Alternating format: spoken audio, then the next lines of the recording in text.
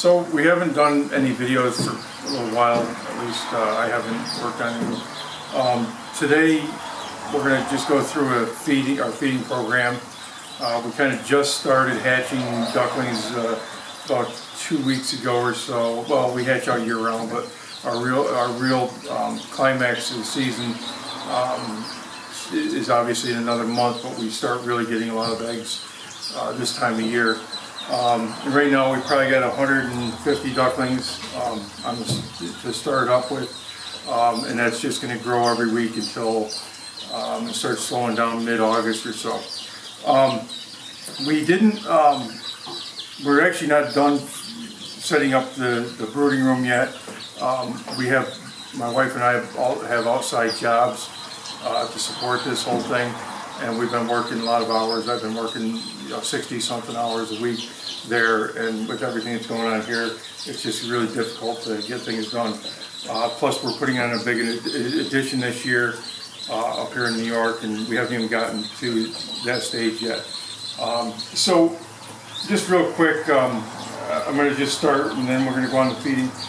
Everybody's familiar, I think, because I've gone through this before. These are Leucopsis Brooders, produced out of Pennsylvania. They do a really good job. They're a fiberglass brooder. They're equipped with, let me just pull this. For anybody that's not familiar with this, they've got these plastic grates on the bottom, and there's drains on both sides. So we can actually, we can just swing over here. We can see we got little ponds in here for them. There's drains on both sides here, so we can just pull the plug and drain that out if we wish. And the nice thing is these things, we can leave water running. We don't typically run it that fast, but it'll overflow, and you can actually trickle it. If you trickle it all day long, you can just run fresh water and it'll just overflow and go over to the other side. The nice thing about this too is we can just hose out these brooders. Another thing that we have, you can see all these strings on these lights. We do use these infrared halogen heat lamps, which are really good. We blow very few of them, comparatively speaking. If we're using the regular heat lamps, we blow tons of them every year. These things we don't lose that many. I mean, we still got to buy a bunch of them. We go through probably about 20 a year. And we do, again, we brood year round. We also have a high and low switch on these things. A lot of ducks will just flip it to low, especially this time of year. This room is starting to get really hot. But we have these incidentally, these lamps are water resistant. I can put a hose on it and spray them, and they won't crack or break. I don't like doing that, so we got this equipped so we can just pull this string up like that and just latch it on the bottom with this little circular hook. And that way we can just stand here and we can hose this brooder out and clean it out. Which these brooders, you pretty much, with waterfowl, they're not like pheasants. You probably get away with a week without a pheasant cleaning the brooders, or even 2 weeks in some cases. Same thing with chickens and stuff. With waterfowl, they spill water, they get it on the grates, and the food mixes in, and they end up with, if you don't clean them every day, you'll end up with some pretty filthy brooders. So in here right now, we've got northern pintails hatched, yellow-billed pintails, Meller's ducks, golden eyes, ruddy ducks, fulvous tree ducks, wood ducks, mandarins, northern pintails, Bahama pintails. They say northern pintails already.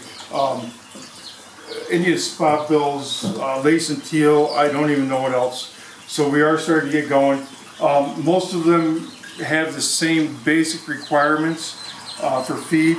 We just showed you over here, we have wet brooders set up for wood ducks, and then in these other brooders, some of these birds are actually ready to go outside, which I just haven't had a chance to set up outside growing pens yet.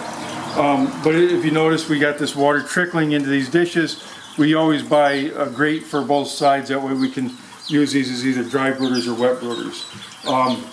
So most of these ducks take pretty much the same requirements as far as feed.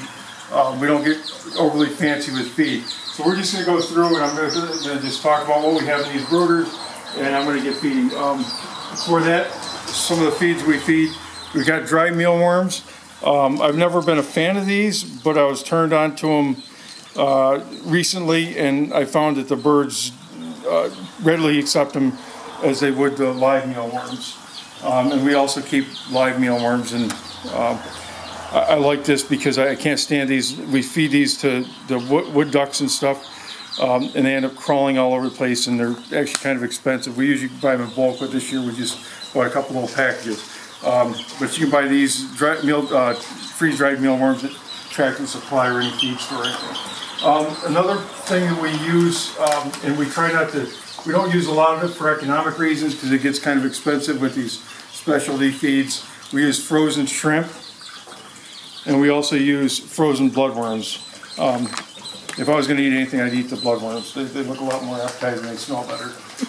But the ruddy ducks and golden eyes and stuff don't seem to mind. So in this first brooder, we have a North American ruddy duck, and just simply, I feed the ruddy duck gets just a regular chick starter. It's like an 18-19% chick starter, Neutrina.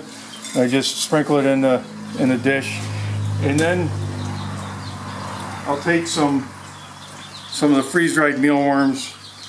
I'll sprinkle it over the top. He doesn't need that many. In fact, he didn't need that much feed either. And then I'll take the bloodworms. If you notice, he's got the water trickling here in a little dish. I'll take a thing of bloodworms, and these are frozen, so I like to pop them over on this side rather than the middle here. I like to have the water trickling on this side here for them. Those bloodworms will actually melt down. They look like live little worms swimming around in there after 15-20 minutes. And then same thing with the brine shrimp.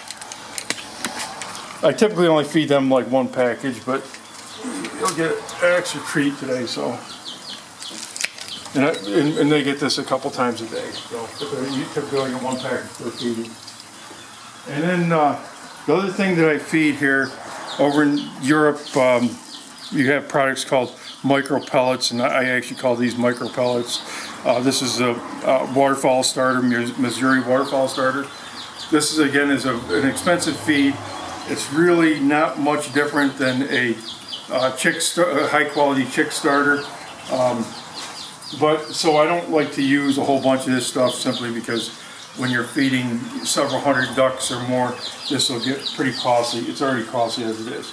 And we're going through almost 50 pounds of feed a day just in this brooding room right now. So I just take the crumbles and I sprinkle, or the micro pellets, and I sprinkle them on top of the water and just throw some in the feed. And I always like to sprinkle a little bit on the little mat down there so you can pick at it. I sprinkle some of this on here too. Some of the chick starter as well. And then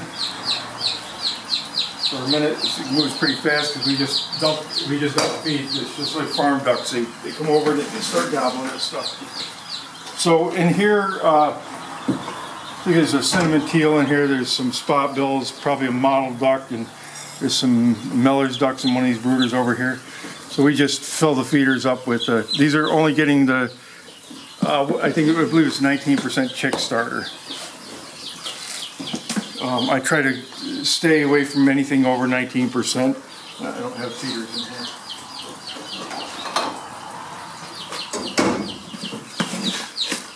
here. In here we've got a fulvous tree duck. That's the one that is kind of looks like it's different. It's significantly different from other ducks in there. And then there's also some wood ducks, which we don't typically raise dry brooding, but I do once in a while just because we have a lot of them so far. So we're now at this is one set of golden eyes here. This is a young set. No, this is a set that hatched out last week. And I'm just turning the water on to trickle a little bit here.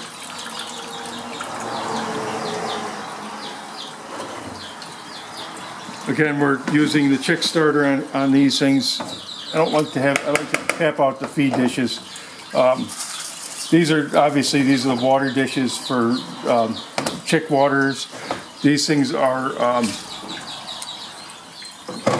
flower pots that you buy at like the dollar store, or we have Ocean State Job Lot is the place it's called that sells them.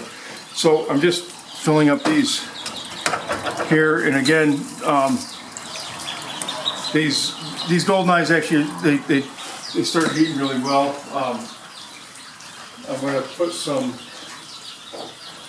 They're going to get some mealworms as well, and they'll pick these things probably off the feed before anything else.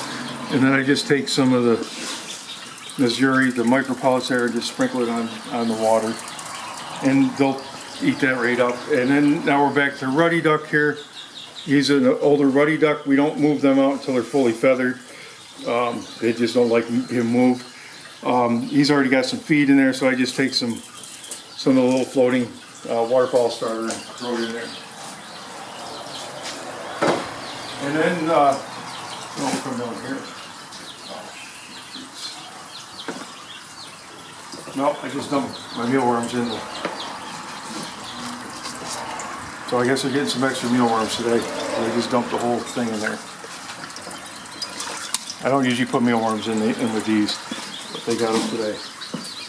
And then these things are, there's pintails in here, and some North American black ducks, and probably some yellow-bill pintails and northern pintails in there. And they'll just consume that feed within the next 20 minutes, and same thing here. I can see there's a yellow-bill pintail here. Here's a northern pintail. You can see the difference on the beaks already. And then I believe some more spot bills in here. They're a little bit wet because I had just gotten done cleaning brooders here. This is a wood duck. These are all wood ducks in here. We're having a kind of a poor year on wood ducks, and probably mandarins may even be worse. They just don't seem to be laying this year like they usually do. So I'm hoping we're going to push out at least 100 wood ducks, but I don't know what it's going to be. And then the mandarins, we might get 50 out this year if we're lucky. We'll see what happens. Same thing. Here's another batch of wood ducks here, and then we've got some more pintails. There's some Brazilian teal in here. We should do very well on Brazilian teal this year, so if anybody's looking for Brazilian teal, we should have a few surplus pairs this year. And then I think that's Florida ducks. That's Florida ducks in there. Florida ducks are just they're a mallard type bird, and they look like female mallards. And then